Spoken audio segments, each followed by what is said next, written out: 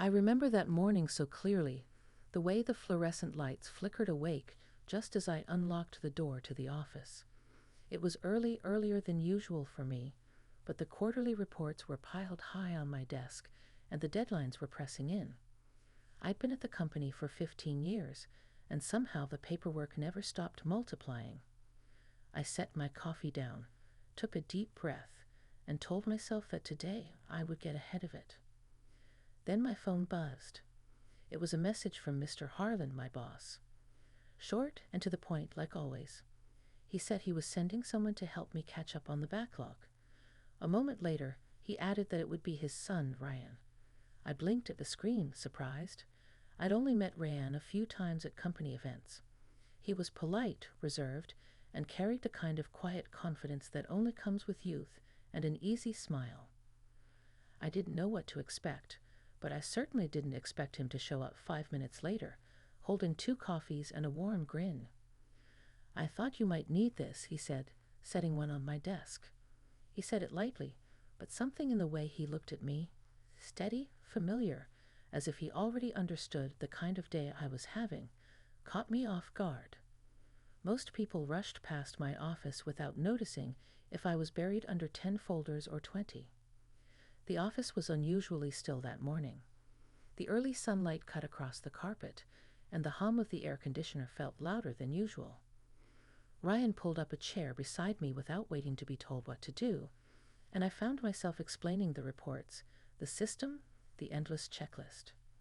He listened, really listened, nodding in all the right places. When he leaned slightly forward to read the screen beside me, I could smell the faint hint of cedar from his aftershave.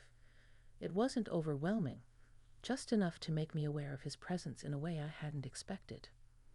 We worked quietly for a while, the soft tapping of keys filling the room. But every now and then he asked questions, not shallow ones, but thoughtful, careful ones that made me feel like he wasn't just helping with paperwork. He was trying to understand the weight I'd been carrying alone for months. "You do a lot more here than people realize," he said at one point. His voice was calm, not flattering, just honest. I felt something in me stir, a mix of appreciation and something I didn't quite have a name for. It wasn't romantic, not exactly.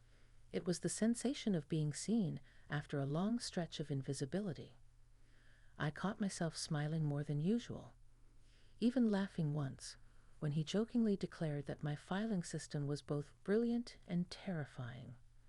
For the first time in weeks, the stack of reports didn't feel like a mountain I had to climb alone.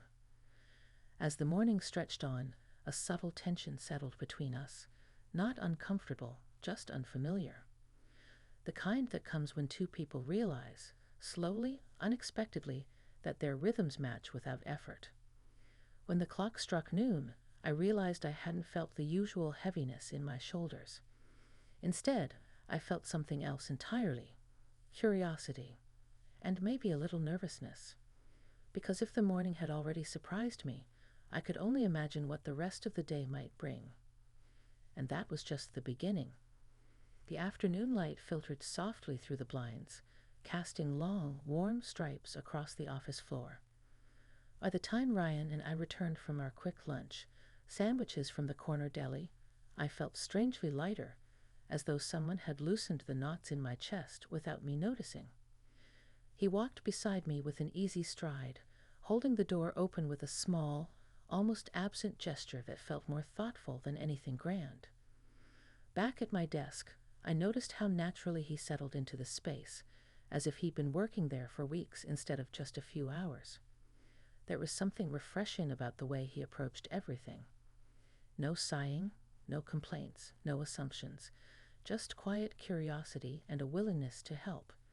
It reminded me of what it felt like when I first started at the company, before routine dulled everything into habit. He pulled up another report, scanning the pages with surprising focus. I'd expected him to grow bored, maybe restless. Instead, he looked genuinely absorbed. "You've been handling all this alone?" he asked softly, not accusing, just stunned. When I nodded, he let out a slow breath. "It's too much for one person." I opened my mouth to defend the workload. Old habits die hard, but stopped myself. For once, it felt good to acknowledge the truth. He understood it without me explaining. The quiet between us became comfortable, almost soothing. Every so often, he would glance at me with that steady, clear gaze that made me feel younger than my years, not because he was trying to, but because he made space for me to breathe. I hadn't realized how long it had been since someone had done that. At one point, he leaned closer to show me something on the screen, and I felt a small jolt of awareness. Not inappropriate, just human. I shifted slightly, hoping he didn't notice, but he only continued explaining the data pattern he'd found. Then something unexpected happened.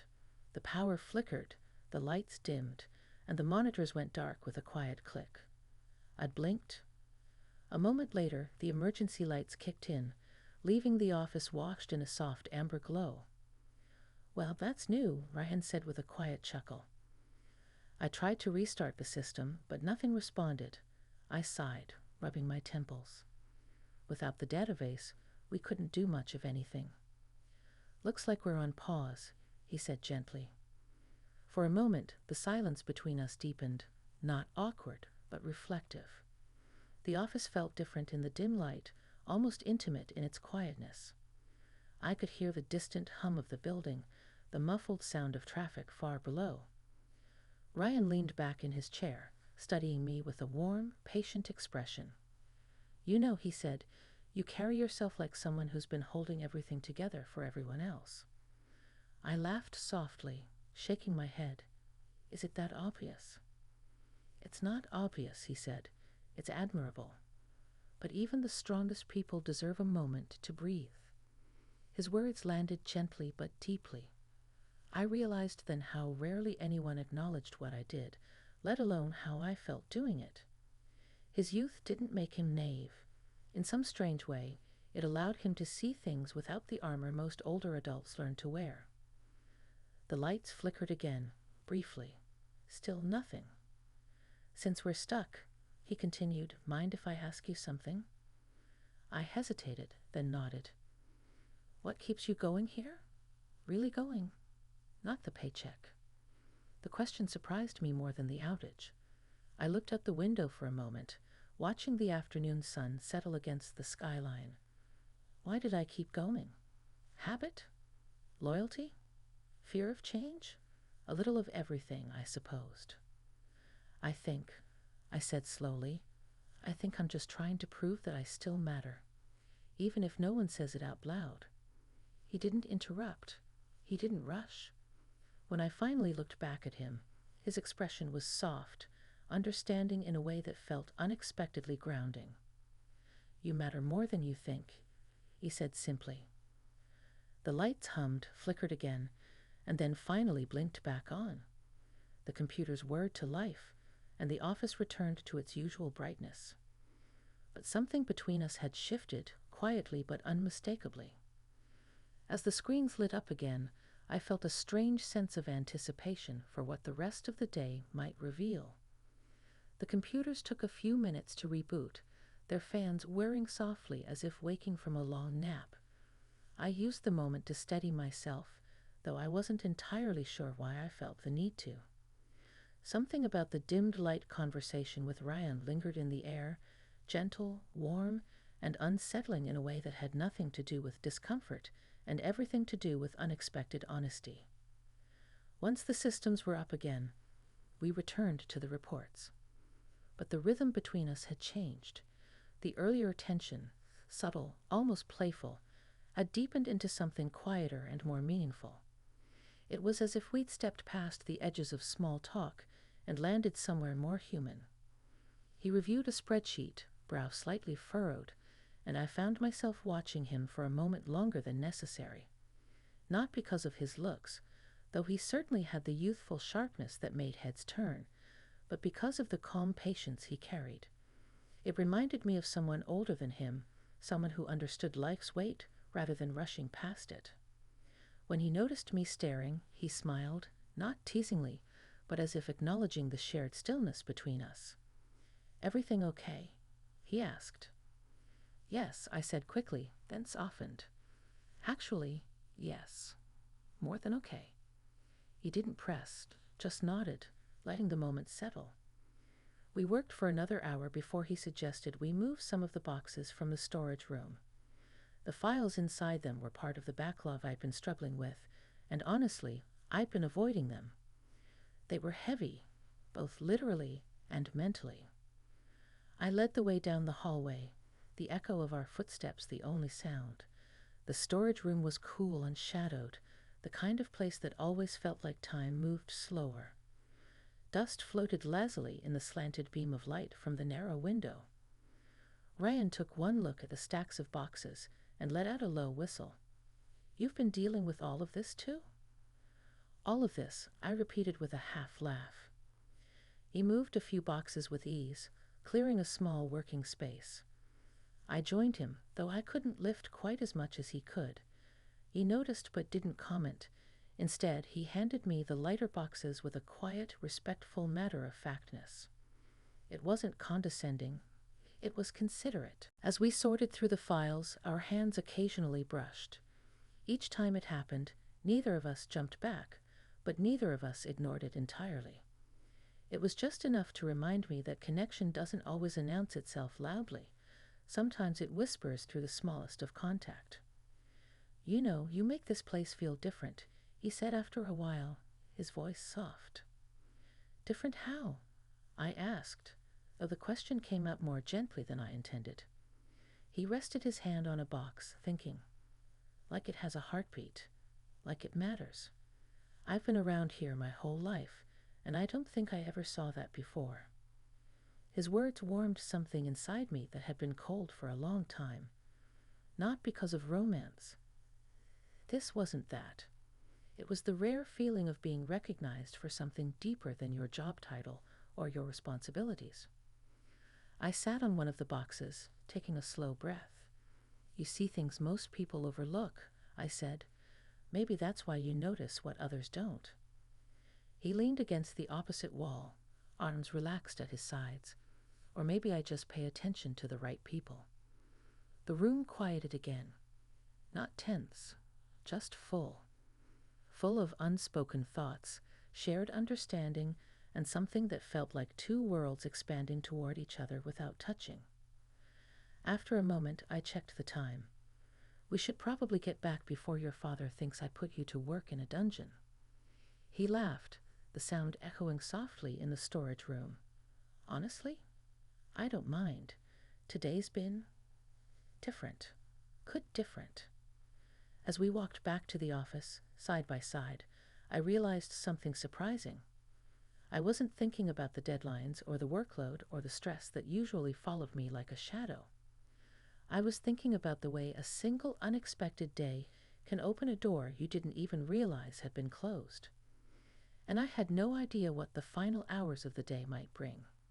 The afternoon softened into early evening without my noticing.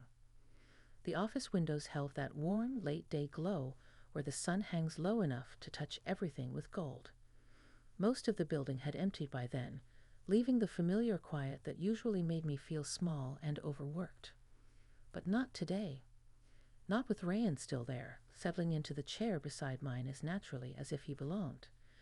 We worked through the last report, our focus slipping comfortably between task and conversation. It wasn't the big things we talked about. It was the small pieces of life. His plans, my memories, the strange way time seems to speed up as you grow older. He asked questions without assuming, and I answered without guarding myself. It had been a long time since I'd spoken to anyone like that. At one point, I stood to stretch, feeling the stiffness in my back. He watched me with gentle concern. You've been carrying too much for too long, he said quietly. I tried to make a joke of it, but the truth settled between us. He wasn't talking about workloads anymore. He was talking about life, responsibilities, expectations, the invisible weight people stop noticing when you're the one always holding it. You're stronger than you think, he added, and I know you hear that all the time, but you shouldn't have to be strong alone. The words reached a part of me I didn't show often. I didn't respond right away. I didn't need to. He wasn't waiting for gratitude or reassurance. He was offering respect. Simple, steady respect. The printer clicked as the final page slid out, a small victory in a long day. I gathered the documents, feeling an unexpected sense of accomplishment, but also something else. Clarity. Not about him or his presence, but about myself. I'd spent years thinking my value came from how much I could handle. Today reminded me that connection mattered just as much.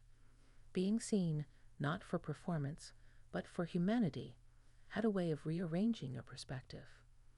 When I shut down my computer, Ryan stood as well. He stretched his arms behind his head, smiling at the finished stacks. "I think we made a pretty good team," he said. "We did," I agreed, surprised by how natural the words felt. He walked me to the elevator, the hallway lights dimming automatically as we passed. At the doors, he hesitated for a moment, then gave a small, sincere smile. "I'm glad my dad sent me today. I didn't expect it to be this meaningful." "Neither did I admitted. There was no tension, no lingering stare with unspoken promises. Just two people acknowledging a day that had shifted something inside them, quietly, respectfully, honestly. When the elevator doors opened, he stepped aside so I could enter first. As the doors began to close, he gave a small wave. "See you tomorrow." The question wasn't casual. It wasn't loaded either. It was hopeful, and I felt something warm settle in my chest. "Yes," I said, "tomorrow." The doors slid shut, leaving me alone with my reflection in the elevator mirror. I looked. Different. Not younger. Not changed in any dramatic way, but lighter. A woman who'd been reminded that her story wasn't finished, that there were still moments of surprise, connection, and self-discovery waiting in the most unexpected places. When I stepped outside into the cooling evening air, I felt a quiet sense of growth, like the day had opened a small door I didn't know I needed, and all I had to do now was walk through it. And so I did.